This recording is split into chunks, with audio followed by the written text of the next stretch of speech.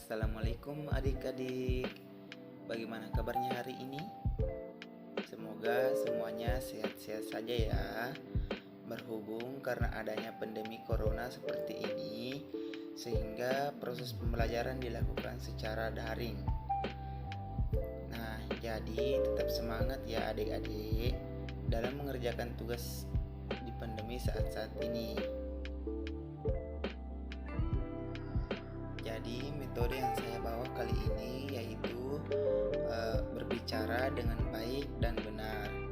Nah, teman-teman dan adik-adik sekalian, ada yang sudah tahu apa itu berbicara. Jadi, berbicara itu adalah proses penyampaian informasi dari pembicara kepada pendengar dengan tujuan terjadi perubahan pengetahuan, sikap, dan keterampilan pendengar sebagai akibat dari informasi yang diterimanya. Nah, selanjutnya yang kedua yaitu tujuan berbicara. Nah, tujuan utama dari berbicara ini adalah untuk berkomunikasi agar dapat menyampaikan pikiran secara efektif. Sang pembicara memahami makna segala sesuatu yang ingin dikomunikasikan. Nah, di sini dia harus mampu mengevaluasi efek komunikasi terhadap para pendengarnya dan harus mengetahui prinsip-prinsip yang mendasari segala situasi pembicaraan, baik secara umum maupun perorangan. Nah, tujuan pembicaraan biasanya dapat dibedakan atas 5 golongan, yaitu menghibur, menginformasikan, menstimulasi, meyakinkan, dan menggerakkan. Setelah mendengar tujuan berbicara tadi, selanjutnya di sini ada juga jenis-jenis berbicara. Nah, adik-adik harus tahu. Di sini ada 5 jenis tentang berbicara. Yang pertama yaitu berbicara berdasarkan situasi. Kedua, berbicara berdasarkan tujuan. Ketiga, berbicara berdasarkan penyampaian. Selanjutnya, berbicara berdasarkan jumlah pendengar. Dan yang terakhir, berbicara berdasarkan penyampaian khusus. Nah, yang pertama tadi itu berbicara berdasarkan situasi, di mana di sini dikatakan bahwa pengalaman-pengalaman yang harus dihubungkan seperti perjalanan, petualang, dan cerita novel. Selanjutnya itu proses-proses yang harus dijelaskan seperti pembuatan sebuah buku, mencampur pigmen-pigmen untuk membuat warna-warna, merekam serta memotret bunyi. Nah, selanjutnya tulisan-tulisan yang harus dijelaskan, dipahami seperti arti atau makna konstitusi dan falsafah Plato. Nah, itulah tadi berbicara berdasarkan situasi. Nah, selanjutnya itu berbicara berdasarkan tujuan, di mana berbicara berdasarkan tujuan ini ada beberapa ya. Yang pertama, berbicara menghibur, berbicara menginformasikan, berbicara menstimulasi, berbicara meyakinkan. Nah, di mana berbicara menghibur biasanya saat suasana santai, rileks, dan kocak. Nah, namun tidak berarti bahwa berbicara menghibur tidak dapat membawakan pesan. Dalam berbicara menghibur, pembicara selalu berusaha membuat pendengarnya senang, gembira, dan bersukaria. Nah, contohnya lawakan dan goyanan dalam Sri Mulat dan lain sebagainya. Nah, berbeda dengan berbicara menginformasikan. Dalam bicara ini, pembicara berusaha berbicara jelas, sistematis, dan tepat agar informasi benar-benar terjaga keakuratannya.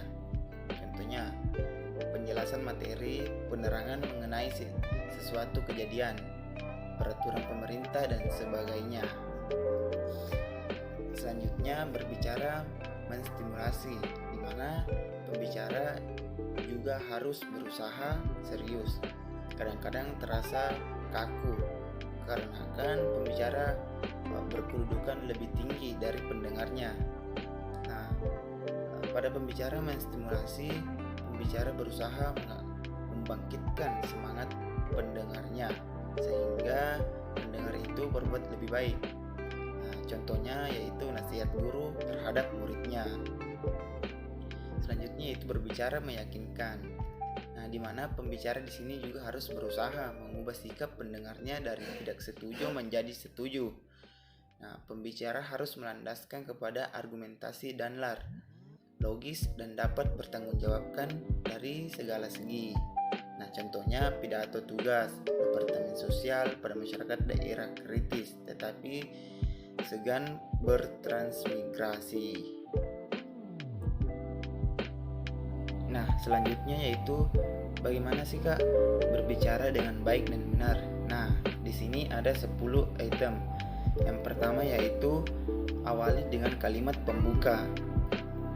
Nah, kita di sini dianjurkan selalu gunakan kalimat pembuka ketika adik-adik ingin memulai pembicaraan. Nah, kalimat pembuka seperti ini yaitu sapaan selamat pagi, selamat siang. Nah, itu bisa digunakan untuk memulai percakapan adik-adik. Atau jika Anda seseorang muslim, maka kalimat sapaan salam akan memberikan kesan yang sangat baik untuk adik-adik. Nah, yang kedua yaitu menatap lawan bicara. Menatap lawan bicara. Nah, salah satu bentuk penghormatan bahwa kita memperhatikan apa yang dibicarakan oleh lawan jenis kita. Nah, yaitu dengan menatap mata lawan jenis kita sedang berbicara.